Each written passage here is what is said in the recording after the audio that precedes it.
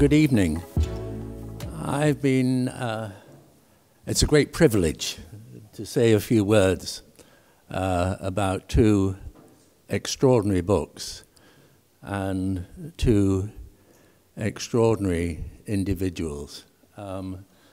Luis and Rafael, I feel I've kind of known forever, known before I actually met Rafael, and I remember that was at Harvard.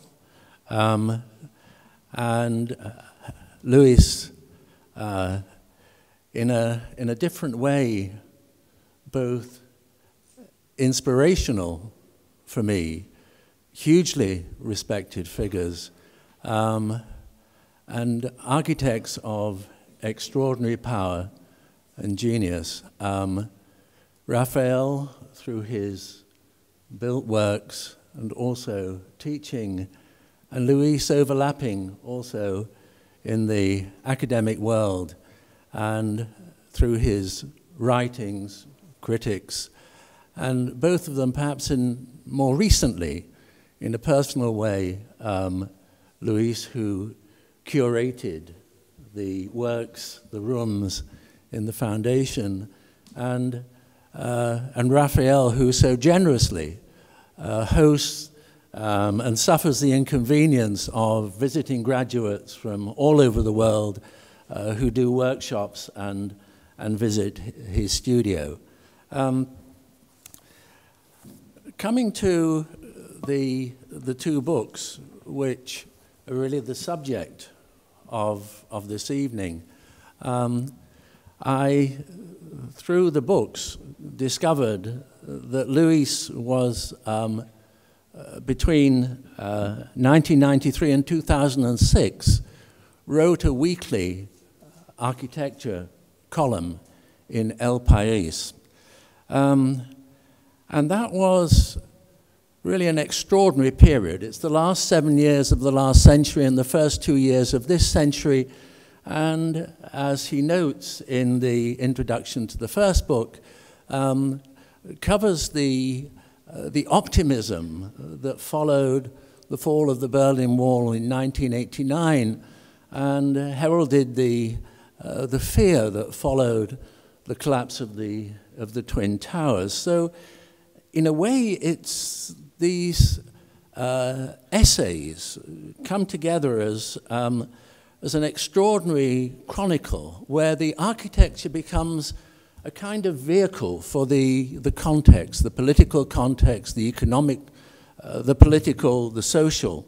And during that period, you have the centenary of architects like Le Corbusier, Mies van der Rohe. You have the transition from architectural movements, from postmodernism to deconstructivism, and coincidentally, the 14 kind of golden years of the Spanish economy. So it's kind of almost a time machine that transports us back in time, and the most recent ones that move us forward. So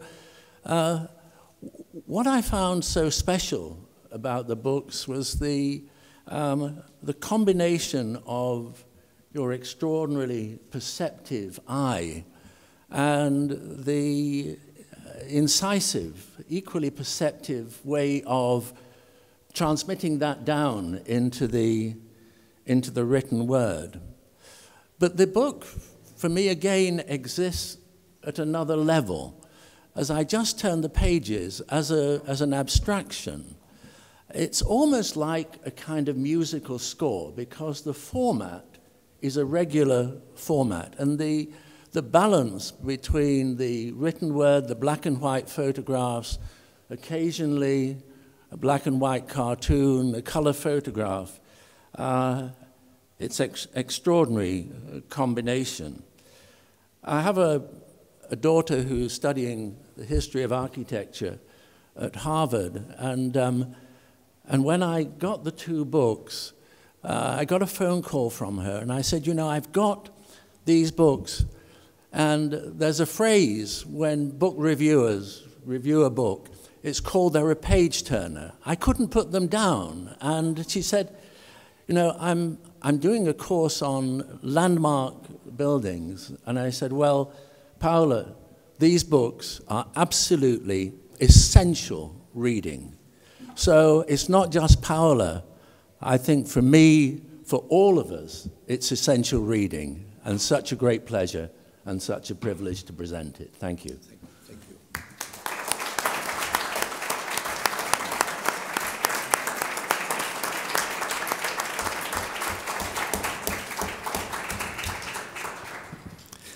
Thank you very much. No. Norman says that. No, sí. Muchas gracias, Norman. Muchas gracias, Rafael, por acompañarme aquí. Voy a exponer brevemente a través de unas pocas imágenes el contenido fundamental del libro. No sé si me puedo poner de pie y mirar la pantalla o le podemos dar la vuelta al ordenador para que se pueda grabar y saber lo que tenemos en pantalla en cada momento. Pero... no, sí.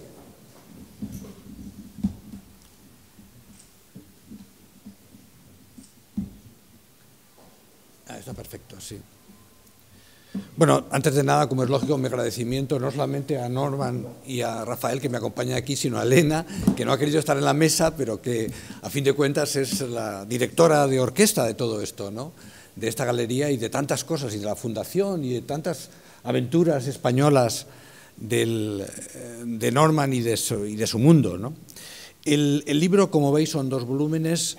Norman ha explicado ya que son los 7 últimos años del siglo XX y los 7 primeros del siglo XXI. Corresponden a los 14 años durante los cuales me ocupé de una página de arquitectura en el periódico El País, y están divididos pues, por esa cesura, ¿verdad?, entre los 2 siglos, esa cesura que en un momento dado se llamó el efecto I2K. El 31 de diciembre de 99 todo se iba a parar, los aviones se iban a caer. Es justamente la cesura que separa estos 2 volúmenes. Al primero le he llamado, como veis, lo habíamos probado y seguro que funciona. El primero le he llamado La Edad del Espectáculo, puesto que de alguna manera resume ese optimismo efectivamente subsiguiente al final de la Guerra Fría, la caída del muro, los dividendos de la paz, ¿no? Y que generó, digamos, una arquitectura pues muy confiada en sí misma, pero al mismo tiempo a veces pues críticamente pues deficiente, ¿no? Y cuyo mejor ejemplo seguramente es el Museo Guggenheim, que he elegido como portada del volumen, ¿no? El segundo, por el contrario, tiene un hecho menos alegre, más ominoso, el 11 de septiembre, pues que al final, en ese inicio del siglo XXI, sería lo que a todos, digamos, nos hizo conscientes de que entrábamos en un mundo nuevo, y que, sin embargo, para la arquitectura no fue tan importante como otro septiembre, el 15 de septiembre de 2008, con Lehman Brothers, ¿verdad?, que fue, digamos, un colapso interior del propio sistema, y que ha producido la situación en que una década después nos hallamos, ¿no?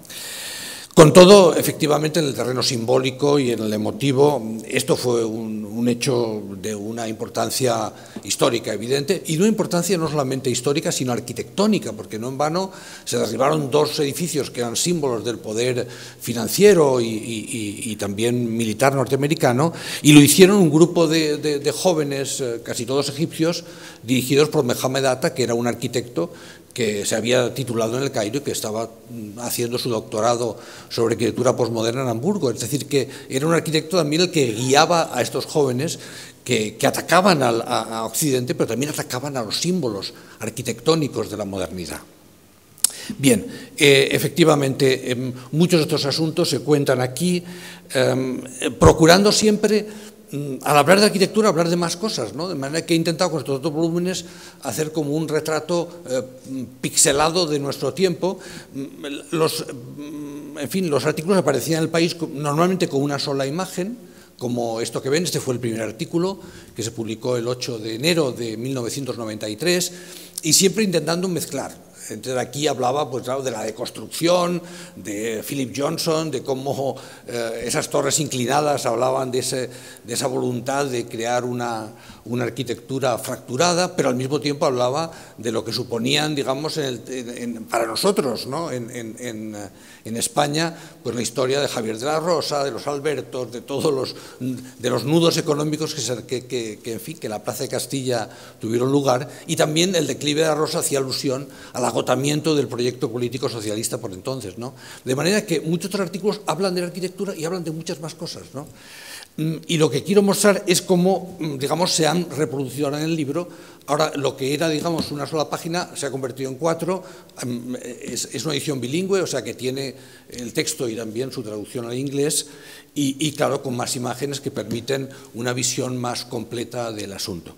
Desde luego que me ocupo de los temas que he mencionado allí, del Guggenheim o de tantos otros, ¿no? Y de los grandes acontecimientos o de los grandes edificios que han marcado la historia de la arquitectura, en fin, edificios como el Reichstag, cuyo valor arquitectónico realizado por Norman Foster es evidente, pero que también tiene una dimensión política, social y simbólica trascendental, ¿no? Y lo propio que habría de decir en el Kursaal de San Sebastián, de nuevo un edificio de gran importancia arquitectónica, pero donde tantas cosas y tantas, digamos, realidades se anudan, ¿no?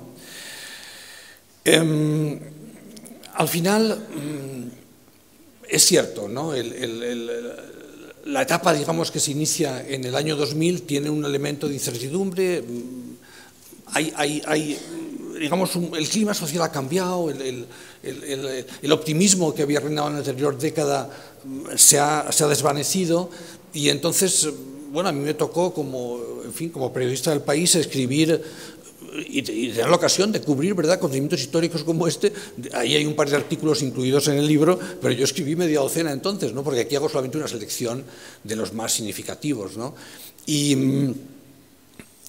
en efecto, pues fue, yo creo que una suerte poder contemplar desde la tribuna de un medio general, ¿sabes?, y a través de la arquitectura, como en un prisma en el que se refracta el mundo alrededor, lo que nos ha ocurrido. De manera que sí que los presento en cierta medida no solamente como unos libros de crónica arquitectónica, sino también como un retrato pixelado de nuestro tiempo, ¿no? Y como un mosaico cuyas teselas reflejan lo que ha sido de nosotros.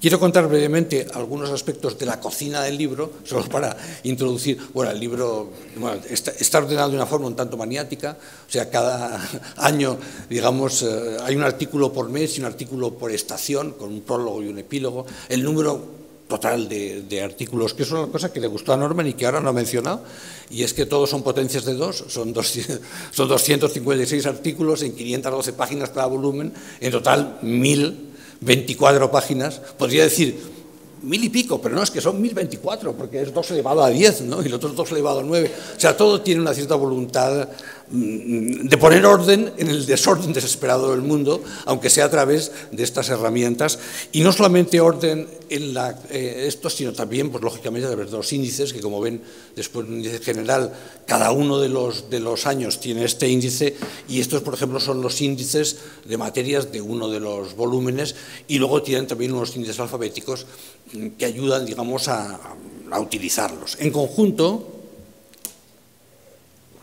claro, los libros son extensos, son 500.000 de palabras, hay alrededor de 2.000 personajes que aparecen en él y que se reflejan en estos índices alfabéticos, 2.500 ilustraciones, así que es efectivamente pues un volumen de material que hay que ordenar de alguna manera, y yo lo he hecho con instrumentos que me son muy próximos, ¿no?, que combinan un poco la regularidad y el azar, ¿no?, como en estas imágenes de aquí, y donde a veces tanto el dibujo como la caligrafía me ayudan a ordenar las cosas y a ponerlas, dándoles a veces más orden del que realmente tienen en la vida, ¿no?, pero procurando que tengan esa organización rítmica, musical, en el fondo arquitectónica, ¿no?, y por eso no me importa poner a veces pues estos sumarios de otras publicaciones junto a lo que puede ser su referencia arquitectónica, porque los libros están construidos con esa arquitectura y esa geometría y esa voluntad de crear orden en ese desorden desesperado.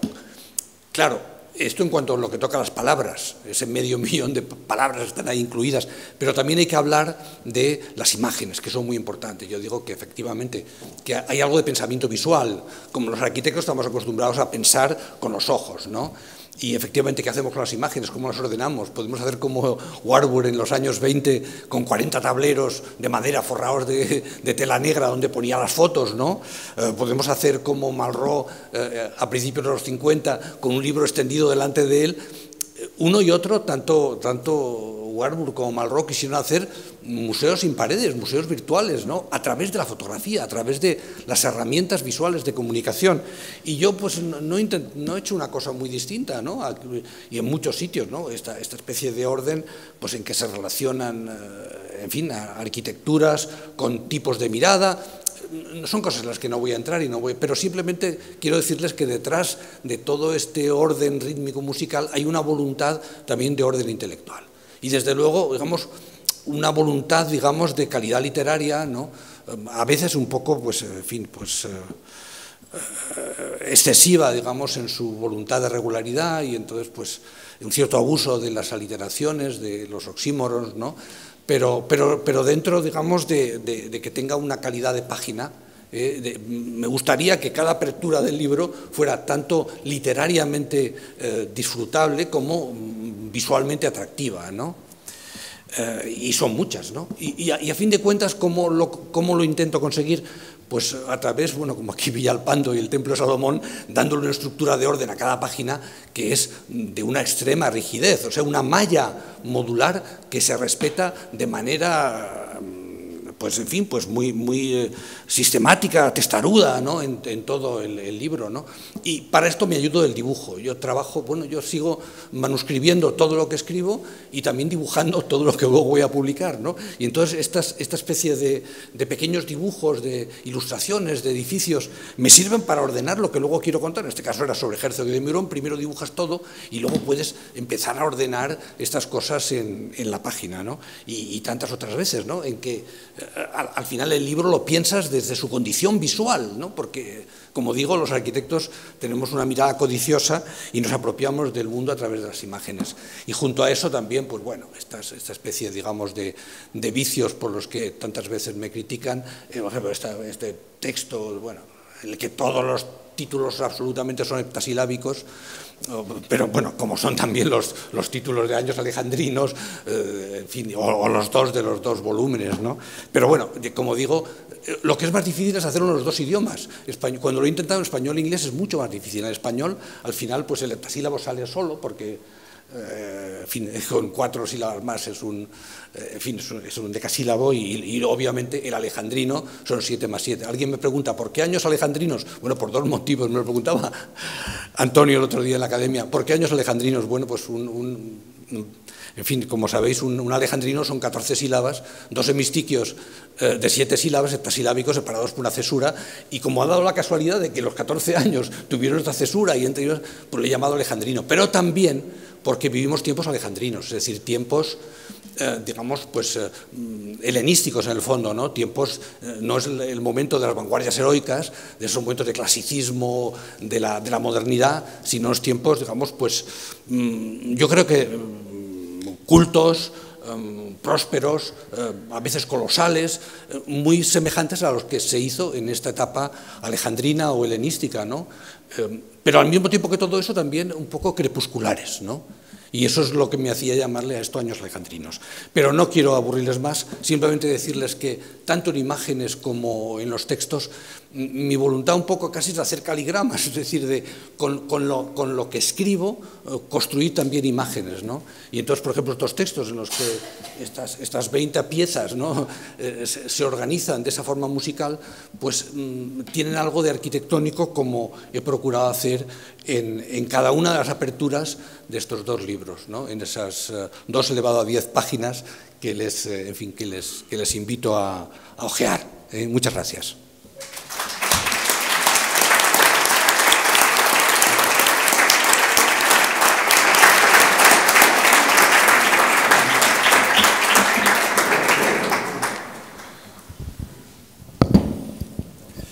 Bueno, pues como saben, Estos dos tomos son el resultado de recoger los artículos de Luis Fernández Galiano durante los años que escribió sobre arquitectura en el país.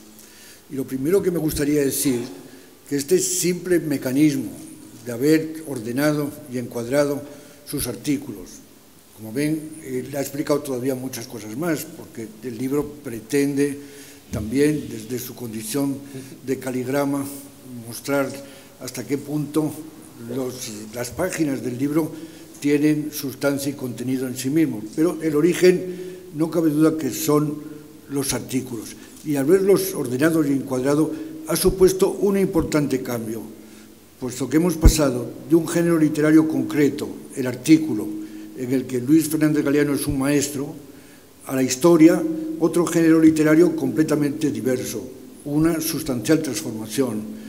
Realmente no se puede decir que el libro, por el hecho de agrupar los artículos, mantiene la integridad de los mismos sin transformarse en otra cosa. El libro, se quiera o no, al agruparlos, lo ha transformado en otro tipo de libro que es, a mi modo de ver, algo que tiene que ver con la historia. ¿Pero qué clase de historia? Esta es la pregunta que debemos hacernos inmediatamente después. No es una crónica, no es estrictamente una narración que tiene una clara meta que quiere alcanzar el autor desde una determinada ideología. Normalmente quienes escriben las historias saben de qué modo quieren contarla, saben cuál es el fin que están persiguiendo al ordenar los hechos de una determinada manera. Pero esta es una historia registro que documenta lo que el autor ve, una historia que algo tiene de cámara cinematográfica dispuesta a captar el momento, esa actualidad de cuya captura y transformación en documento se sienten tan orgullosos quienes trabajan en la prensa diaria. Una actualidad, por otra parte,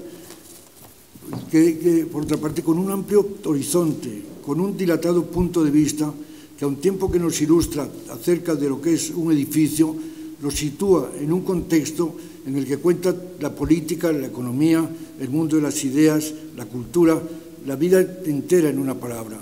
Luis ha dicho ahora, dice, bueno, la arquitectura es un prisma en el que se refracta el mundo alrededor. Y eso está presente, esta idea de que la arquitectura no puede aislarse ni puede juzgarse en su condición autónoma, que permitiría a lo mejor examinarla desde aspectos estrictamente formales, desgajados de la realidad. No es así, sino que a él le preocupa, o siempre ha visto la arquitectura como algo, o los edificios, como algo tan engranado en la vida, que sin hablar acerca de la vida que hay alrededor del edificio, para él la arquitectura no tiene tanto sentido. Pocas cosas mejor que la arquitectura en cuanto que arte público para reflejar todo lo que hay alrededor. Prácticamente es lo mismo que has dicho. Difícil pensar en otra persona para cumplir dicho cometido con más conocimiento y capacidad de comunicación que Luis Fernández Galiano. Hablar de capacidad de comunicación nos llevaría a analizar lo bien construidos que están los textos y, dicho sea de paso, a subrayar el conciso valor que tienen los epígrafes. Antes he dicho que los artículos de Luis son perfectos desde el punto de vista de género literario. Los artículos están tan extraordinariamente bien estructurados y desde esa asunción del papel de periodista, el modo en el que los titula, el modo en que es capaz de condensar en dos conceptos lo que trata de decirnos, nos hace entrar en los artículos ya, digamos, anticipando las respuestas que nos puede dar. El valor en ese sentido de concisión, digamos, periodística, sin que tenga en modo alguno un carácter peyorativo, de reducir a la eficiencia de un título, de un epígrafe, lo que el artículo dice, es algo que no es el menor valor de los textos de Luis desde el punto de vista estrictos literarios. La publicación de estos tomos convierte en esta historia de la que estamos hablando, la publicación de estos tomos, convierte en documento lo que fue puro servicio a la información y a la ayuda, a la interpretación de los hechos, porque los artículos, efectivamente, hay mucha información en ellos, pero prueba de ello es que ahora, cuando Luis ha vuelto a recogerlos y a añadir y completar con imágenes todo lo que quería decirnos, ha podido satisfacer algo que a lo mejor el periódico le daba menos ocasión de no redondear tanto lo que un edificio puede decirnos, pero en realidad los libros, tal como se nos presentan, sí que lo hace, pero esa información no viene sin interpretación. Si algo le interesa a Luis es verdaderamente la interpretación, una interpretación que le lleva siempre, como estábamos diciendo, a no perder de vista qué es de todo lo que está rodeando a un edificio desde un punto de vista, sea ideológico, sea social, sea político, sea tecnológico.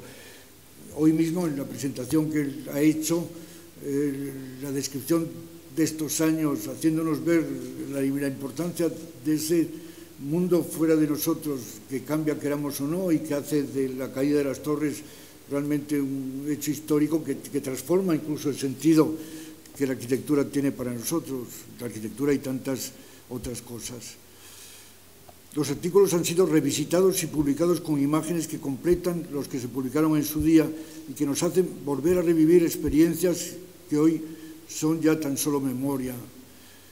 Hay que valorar el esfuerzo hecho al pasar de la simple imagen publicada en el periódico a una cuidadosa selección de dibujos y fotografías que dan al libro un valor documental que los artículos no tenían. Los artículos no eran tanto documentos, era algo que situaban al edificio en su debido lugar, pero que verdaderamente no pretendían llegar a agotar ese filón de la información.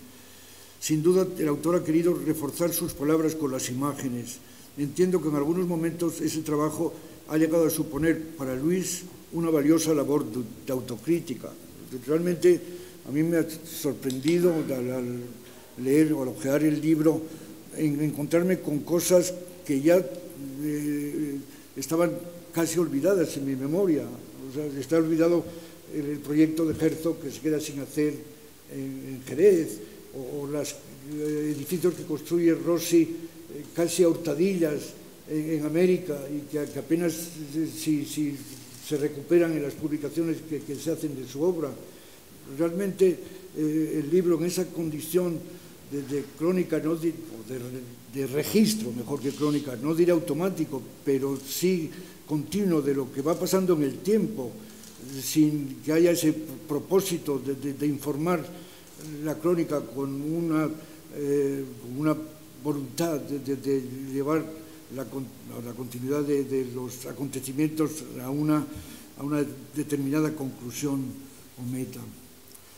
El servicio de una historia que paradójicamente acaba por darnos el retrato de su autor. Hay algo automático en el modo que cada semana se va produciendo un artículo, pero al final lo que resulta que aquello con lo que nos encontramos es con el retrato de su autor. Una historia que acaba siendo el autorretrato de Luis Fernández de Galiano, algo necesario si se quiere saber bajo qué clave interpretar los hechos relatados. Este libro nos dice muchas cosas acerca de Luis y seguramente nos permite entender mejor quién nos está contando todas aquellas cosas y con qué, digamos, prejuicios o desde qué atalaya ideológica está mirando lo que parece que es solo presentación objetiva de unos hechos. Formación e información a un tiempo, porque claro, la verdad es que yo he conocido a muchos críticos de arquitectura, pero seguramente la formación humanística que Luis tiene es muy difícil.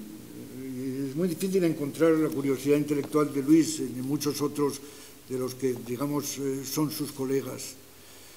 Los artículos mantienen siempre vivos los intereses del autor, que hace continuamente acto de presencia en ellos.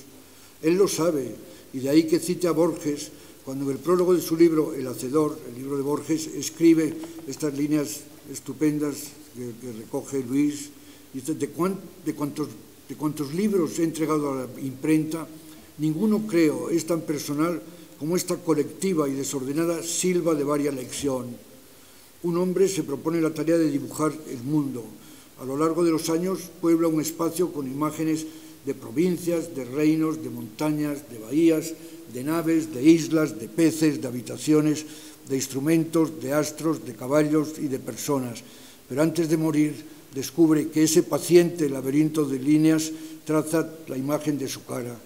Luis, seguro que al encontrarse con este libro, dice: bueno, soy yo, ese espectador que ha sido, al contar las cosas, capaz verdaderamente o inevitablemente ha tenido que retratarse. Y en ese, supongo que la elaboración de este libro ha sido para él, bueno, objeto de reflexión y seguro de despertar muchos sentimientos y emociones diversas.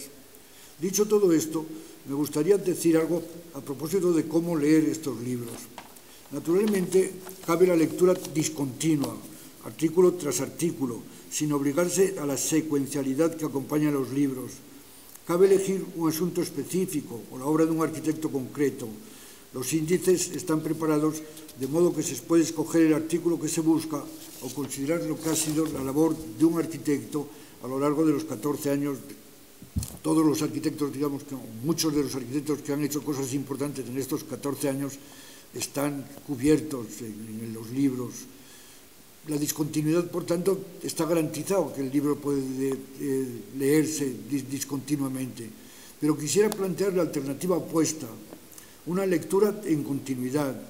Y aunque es obvio que no tiene sentido conseguirla leyendo un artículo tras de otro, no se trata de libros que induzcan a la lectura continua, sí que lo tiene el proponer una lectura de ritmo rápido, casi cinematográfico, casi de ojear el libro, que permita ver la historia realmente como historia, como desarrollo en el tiempo de acontecimientos, edificios y arquitectos que uno bien recuerda. Entonces se dota, en mi opinión, de la dimensión adecuada al libro. Cuando se le ve, no creo que leer un artículo solo puede efectivamente hacerte ver una vez más la precisión con que están escritos, pero el que hayan adquirido esta nueva condición de libro exige esa visión completa, que ya que no se pueden leer, digamos, pacientemente porque no tiene sentido, sí que lo tiene pasar las hojas del libro una tras otra y tener la sensación de que efectivamente uno entra en esa crónica, digamos, que se ha impuesto desde su condición de testigo en el país, escribir Luis Fernández Galiano. El resultado de esta lectura continua que propongo ha dado lugar, en mi caso, lo he leído rápida y velozmente un par de veces, a curiosos descubrimientos y a situar mejor determinadas obras. Realmente quien lo haga se encontrará con más de una sorpresa. Animo, por tanto, al lector a que lo haga, pero naturalmente esta lectura rápida a que les estoy animando no es óbice para la lectura más convencional, que asimila estos dos tomos a los manuales de uso que, para ayuda de quienes han de utilizarlos, acompaña a todo tipo de máquinas y que conoce bien quien debe manejar un coche recién comprado. Uno puede decir, ahora yo puedo efectivamente encontrarme con alguna respuesta a lo que quiero y volver entonces a dar sentido a esa lectura discontinua. Debo terminar. Quisiera agradecer a Luis Fernández Galiano lo mucho que por la arquitectura hizo al familiarizar con ella a los lectores del país. No muchos periódicos, ni europeos ni americanos, ofrecían una crítica de arquitectura tan viva y tan conectada con la realidad política, económica y social como aquella que cubrió Luis Fernández Galiano en los 14 años que califica como del espectáculo y alejandrinos.